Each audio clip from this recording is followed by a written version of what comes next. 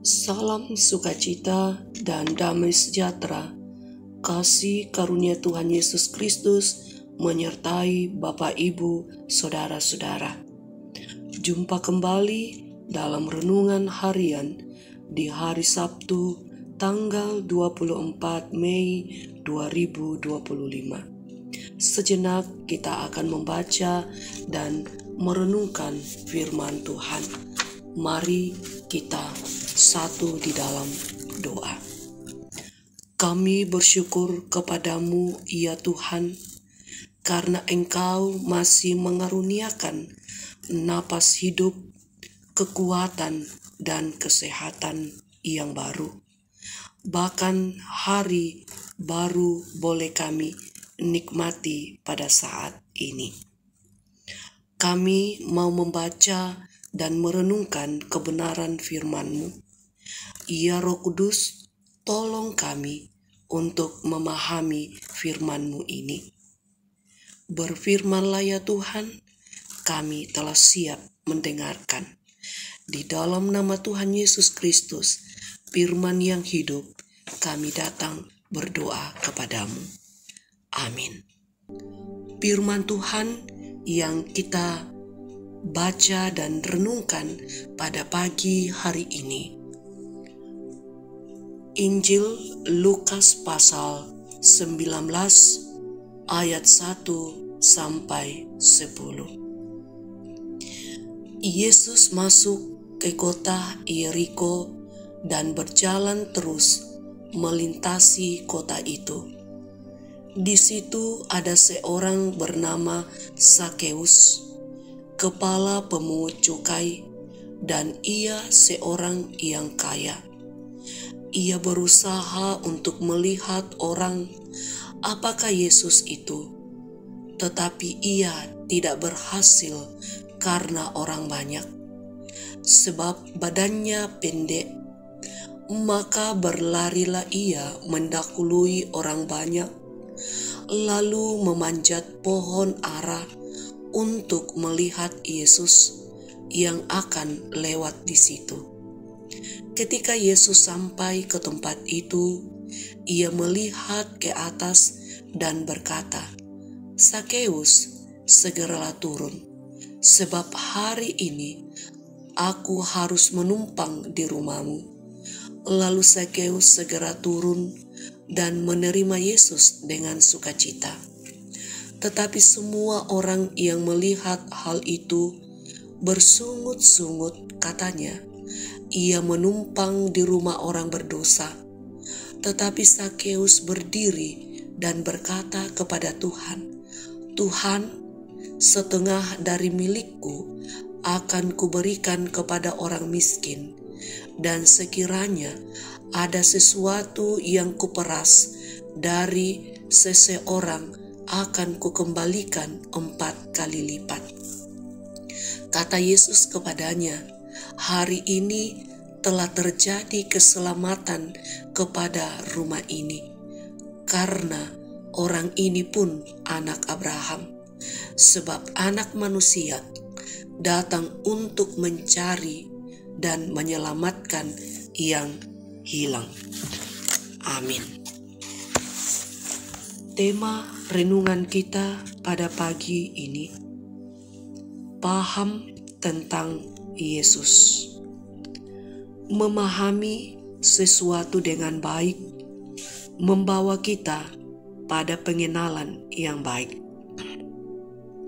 Tentu ketika kita berkenalan dengan seseorang, kita akan banyak menanyakan sesuatu tentang pribadi seseorang itu dalam percakapan kita.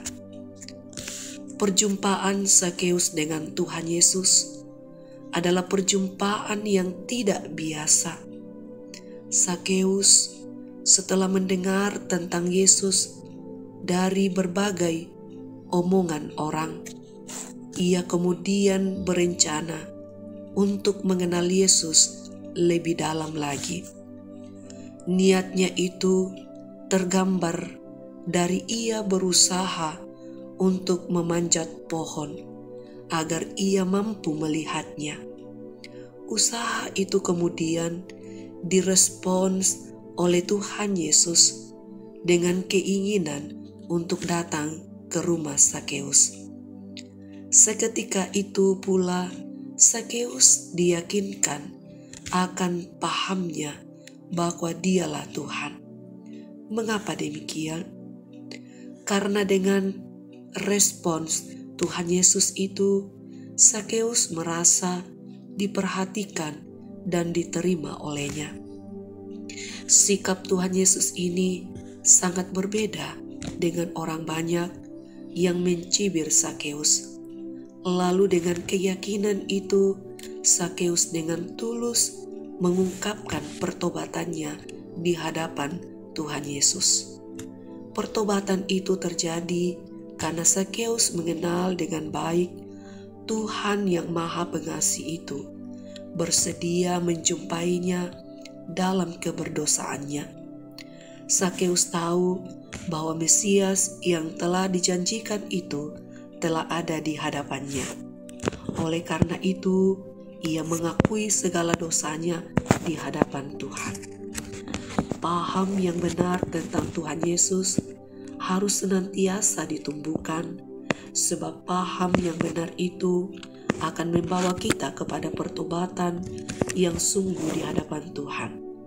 Tentu setiap manusia punya dosa, namun kita mesti melihat sikap Sakeus itu sebagai sebuah pengalaman iman yang menumbuhkan kepercayaan kita kepada Tuhan Yesus. Jika kita paham dengan baik tentang Yesus, maka akan membawa kita kepada pertobatan yang sungguh di hadapan Tuhan Yesus. Karena itulah tujuan Yesus datang ke dunia, yakni untuk mencari yang hilang. Amin. Mari kita berdoa. Ya Tuhan, sumber hidup dan kehidupan kami.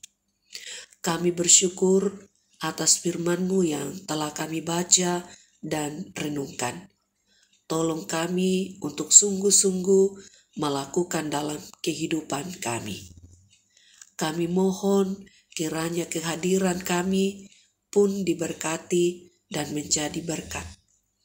Kami mohon kasih dan kemurahan-Mu Tuhan terus menuntun perjalanan hidup kami dalam berbagai tugas dan tanggung jawab dan aktivitas kami masing-masing. Peran kami dimanapun Tuhan mengutus kami. Topang dan lindungi anak-anak kami agar mereka terus menjadi anak-anak yang takut akan Tuhan. Kiranya apa yang dikerjakan, usahakan oleh segenap sahabat renungan harian akan terus mendatangkan sukacita. Dan kami menaruh pengharapan kami, Engkaulah yang akan memulihkan keadaan saudara-saudara kami yang saat ini sedang bergumul dengan sakit. Mereka yang mengharapkan kekuatan, penghiburan yang dalam duka cita. Bahkan mereka yang juga tak berdaya karena berbagai pergumulan kehidupan. Engkaulah yang akan memberikan kekuatan. Ya Tuhan, kami bersuka cita dengan saudara-saudara kami yang boleh menikmati cinta kasih Tuhan melalui pertambahan usia, untuk senantiasa bersyukur dalam segala hal. Ya Tuhan, kami serahkan kehidupan orang tua kami di usia indah, agar mereka senantiasa berbahagia dalam kehidupan mereka. Bapa di dalam sorga, kami serahkan seluruh kehidupan kami ke dalam tangan kuasa-Mu. Ampuni segala dosa dan kesalahan kami, dan dengarkan doa kami ini. Kami bawa hanya di dalam nama Tuhan Yesus Kristus. Itulah Tuhan dan Juru Selamat kami yang hidup. Amin. Sahabat renungan harian, yang diberkati oleh Tuhan. Teruslah menikmati kasih Tuhan dalam kehidupan ini dengan senantiasa bersemangat di dalam Tuhan dan bersukacita di dalam Tuhan Yesus Kristus.